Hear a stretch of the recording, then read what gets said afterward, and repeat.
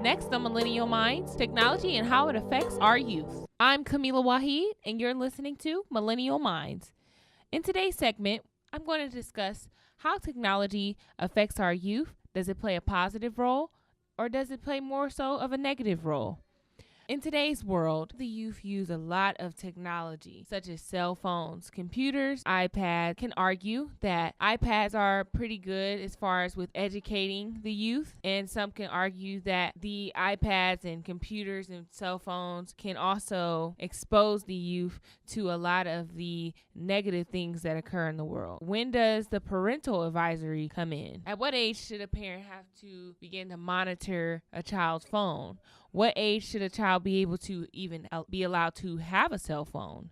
Is it necessary for a child under the age of 10 to have a cell phone? Some parents see a cell phone as a way to communicate with their kids while they're in middle school, if they're, a part of extracurricular activities, etc.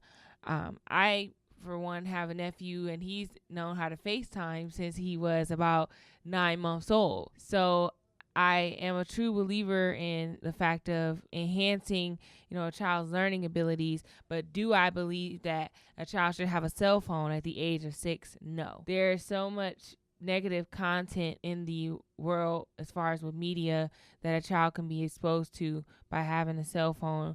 And that's why I think that at the age of about, I'd say 15, 16, once a child, enters high school and is involved in extracurricular activities, playing with friends after school, doing projects, that's when there should be, more communication. So, and here's just a few facts that around 2015, there was a publication from Teen Social Media and Technology that the Pew Research Center reported.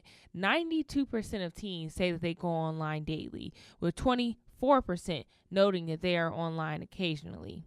So 3/4 of the responding teens own or have access to a smartphone, and 91% access the internet through their smartphone. So with knowing that teens, frequently go online daily, it is up to the parents that have concerns, attitudes about children's connectivity to find apps and things that will allow them to monitor children's phones. So which that can provide a platform for poor online behavior, as well as, it can make bad connections as far as things that are just, inappropriate and not good for children as far as, 15, 16 years old. You want to just keep a child in a more appropriate atmosphere. While some parents are concerned about inappropriate content, teachers agree that technology are creating an easily distracted generation with short attention span. And then it goes into how teen depression and suicide, how that can link into technology. Bullying is one of the most harsh and a major issue as far as within the youth, and a lot of it occurs while online. You have students that are bullied just by students that may pretend to be someone else and are sending them harmful messages that can cause depression. Show that 8th graders who are heavy users of social media increase their risk of depression by 27%, while those who play sports, do other outside activities, or even homework more than the average teen cut their risk significantly. And as teens have started spending less time together, it's likely to kill one another and more likely to kill themselves. So it's basically stating that teens need to engage more outside of their phones and their computers and just start to, communicate with the kids at high school and spend more time doing projects and, fun things such as sports and different activities outside of the internet. Because if kids focus more on the internet, then they aren't distracted from, the things that may be said or seen on the internet that can affect them and can cause them to go into depression. And as well as some teens are growing up slower, and as far as with, just spending more time with their smartphones and iPads. The 8th graders who spend 10 or more hours a week on social media are 56% more likely to say they're unhappy than those who devote less time to social media. So, basically giving that time away from the phones and the social media, very big concern, just the youth's well-being. And so, those are just some of the negatives, how the media affects the youth. Just some of the positive effects of technology as far as the emphasis on learning. You can use it for research. I attended a high school where we use our iPads for a lot of like projects, homework while in class. A lot of educational games, which going back to my younger cousins and my nephew, we allowed them to use the iPad to do a lot of educational games. So that is it makes learning fun. As well as you can learn to distance of education. You still learn even while you're away. So while you're in the car, my nephew can be reading and learning his ABCs, learning his colors, things of that sort. And also, instead of your children watching a movie, while you're on a road trip or while you're away, they can be learning. So those are some of the, very positive factors of technology.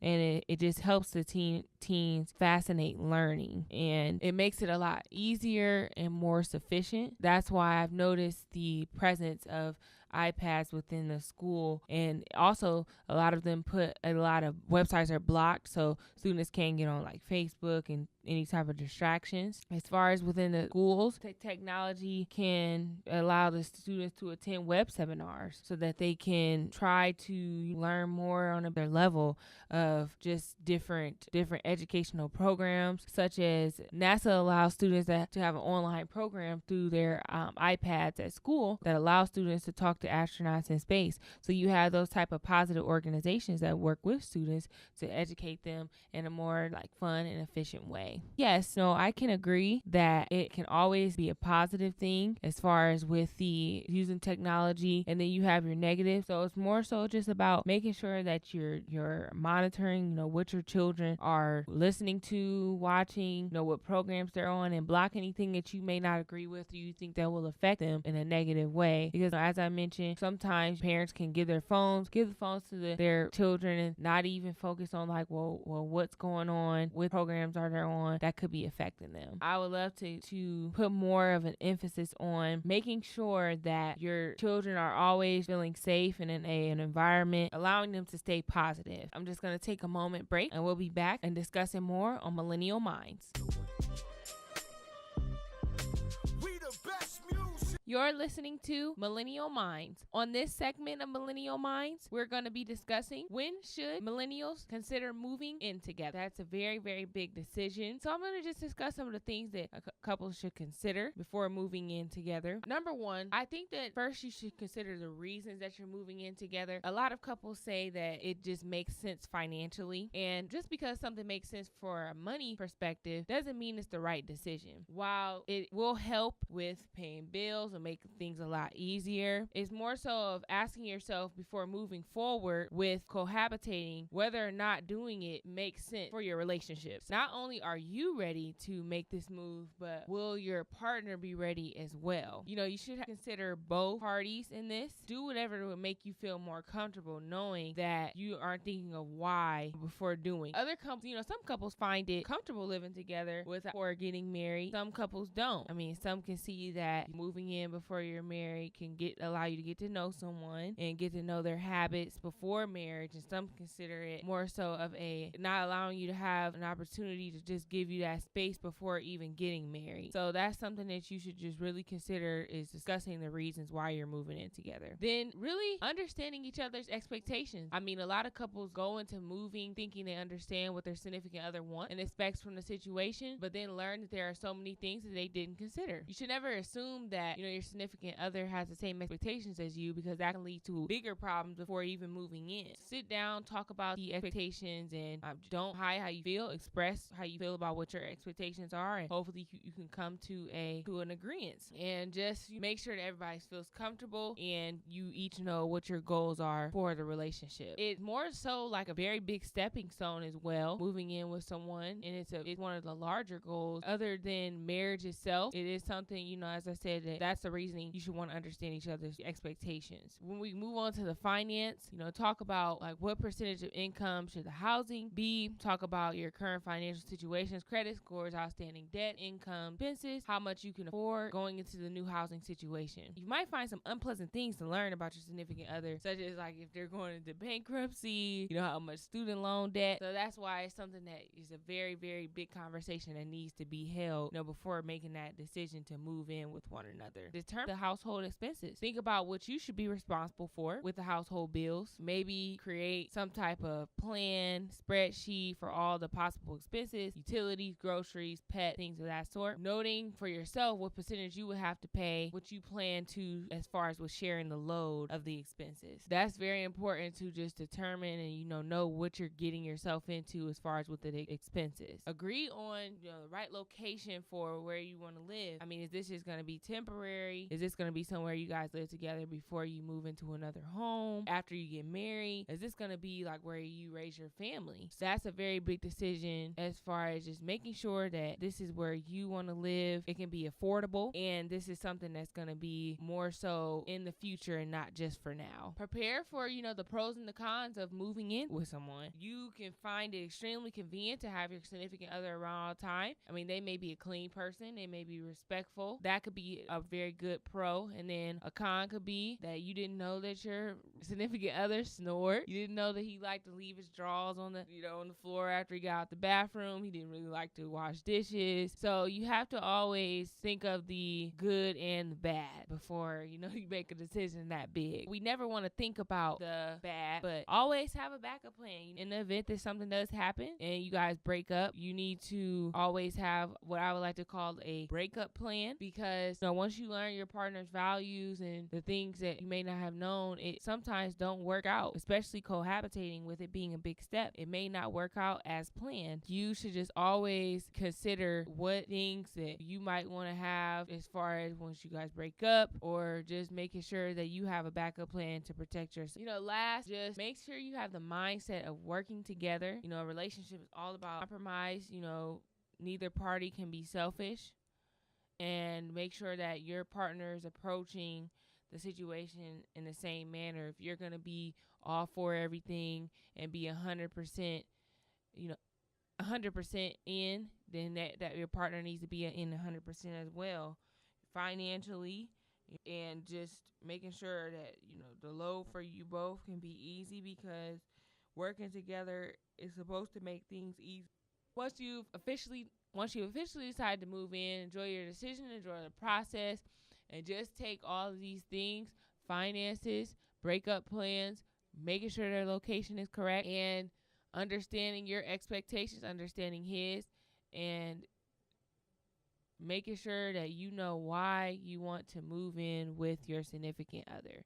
So consider all these things, and those are just some of the things that millennials should consider before moving in together, because that is a very, very big step. And in this generation, it's been more common for couples to move in with each other before marriage. And if that is the case, you should just make sure that this decision is right for you. It's going to make you happy, and you're going to be looking forward to working together. So, it comes with being nervous. That's all. It's a good sign that, you're nervous, because it is a big decision. But put those factors into making that decision and do what's best for you. Thank you all for tuning in to Millennial Minds. We're going to keep this ball rolling on our next segment coming up pretty soon. Going to continue to talk about the major topics that millennials are facing in our day and age, and just, give out some more advice, stay positive, and be able to give out the best advice possible for us millennials. And if you have any comments, you can check out my YouTube channel at wcamila@gmail.com. I'll be posting this post as well as any future ones. Check out my page.